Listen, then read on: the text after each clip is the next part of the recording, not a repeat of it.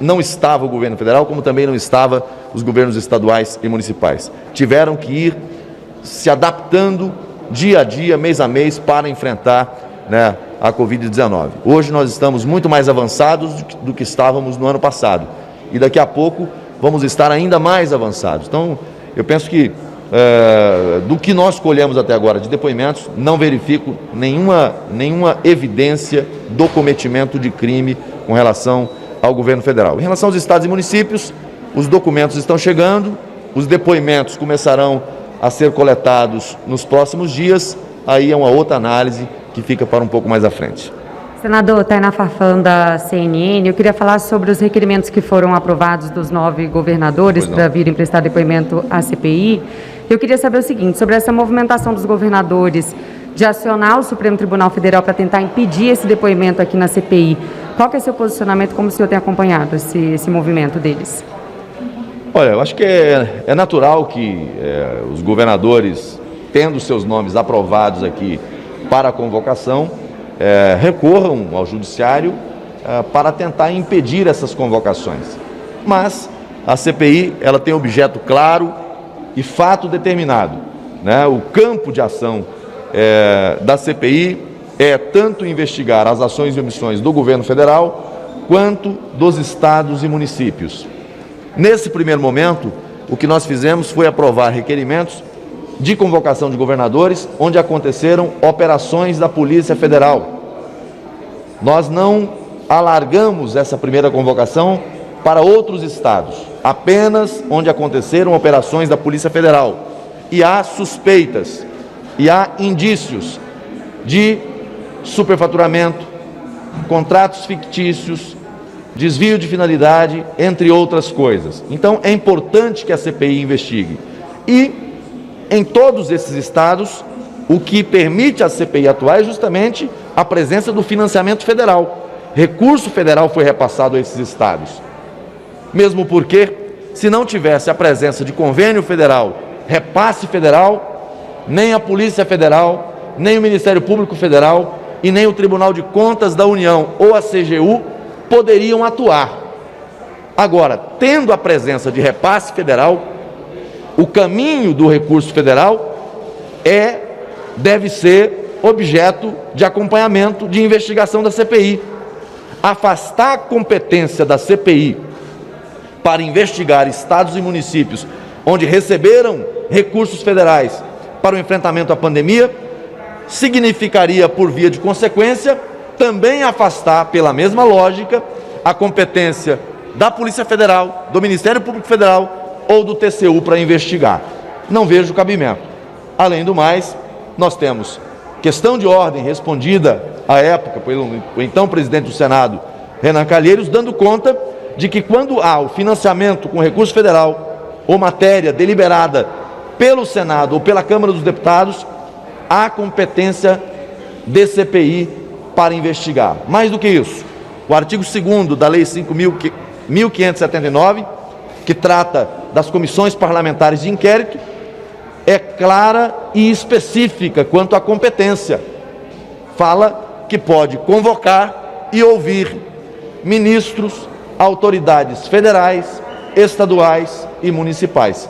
Portanto, não vejo qualquer óbice, qualquer impedimento que se convoque governadores ou prefeitos para depor, tendo nesses estados recursos federais para financiamento ao combate à pandemia. Agora, senador, se a gente tiver uma decisão favorável do Supremo aos governadores, como que isso impacta no andamento e na investigação da CPI, se existem outras formas que os senhores, né, que principalmente os senadores governistas, pretendem abordar isso? Olha, eu, assim, primeiro é fazer comentário em cima de algo que eu não vejo como provável, né?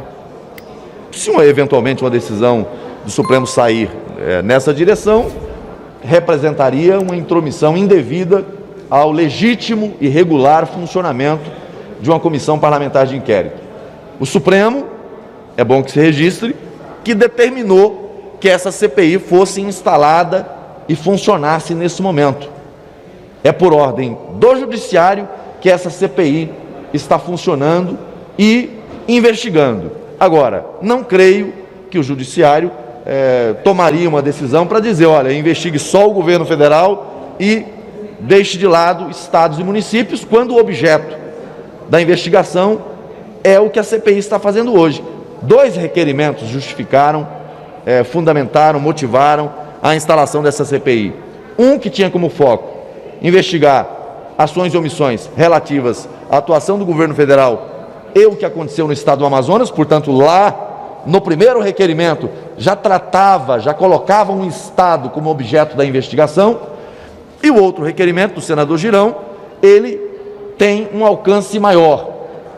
O recorte fático, o fato determinado ali é a investigação tanto do que aconteceu na esfera federal quanto nos estados e municípios, observando inclusive as ações da Polícia Federal, do Ministério Público Federal e de outros órgãos de persecução penal que aconteceram no Brasil afora. Acho que seria extremamente prejudicial ao funcionamento da CPI qualquer decisão judicial que impedisse que a investigação siga o caminho do dinheiro. É preciso dar respostas à população, porque bilhões e bilhões de reais foram investidos.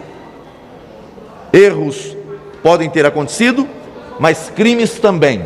E é preciso investigar, é preciso lançar luz a esses fatos, a esses acontecimentos e dar esclarecimentos à sociedade. Em relação a essa lei que o senhor mesmo citou, aprovada aí essa convocação dos governadores, isso abre uma brecha, dá peso maior para uma convocação também do presidente Bolsonaro? São coisas absolutamente diferentes. Com relação ao requerimento que foi apresentado ontem, que o presidente nem quis pautar, sobre convocação do presidente da República, não é permitido, não é possível a convocação do presidente da República por uma questão muito simples, porque comissões parlamentares de inquérito não têm competência para convocar o presidente da República. Isso violaria de forma grave a separação de poderes. Então não cabe à CPI convocar o presidente da República. Cabe investigação contra o presidente da República? Cabe, mas o instrumento é outro, não é comissão parlamentar de inquérito.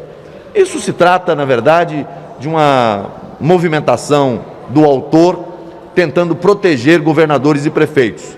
A motivação clara foi essa, não foi outra. E ele disse isso ontem, abertamente. Se querem convocar os governadores, então vamos convocar o presidente da República. O presidente da República não pesa contra ele acusações de desvios, seja desvio de finalidade, seja desvio, superfaturamento, contrato fictício, nada disso.